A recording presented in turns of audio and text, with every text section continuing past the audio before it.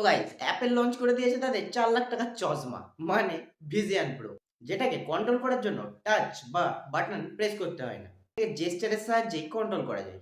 তো এটাকে অনেকেই ভিআর বলছে, কিন্তু এটাকে ভিআর ঠিক বলা যায় না। এটা হলো এআর, অগমেন্টেড রিয়ালিটি। এটাতে রয়েছে টোটাল ৬টা ক্যামেরা, তার সাথে ২টো 4K ডিসপ্লে। যেটার মেন কাজটাই হলো চোখের সামনে যেটা দেখা যায় সেটাই দেখতে পাবেন, কিন্তু তার মধ্যেই অনেকগুলো ডিসপ্লে ভেসে বেড়াবে। এবং এখানেও রয়েছে অ্যাপেলের সেই সেরা ইকোসিস্টেম।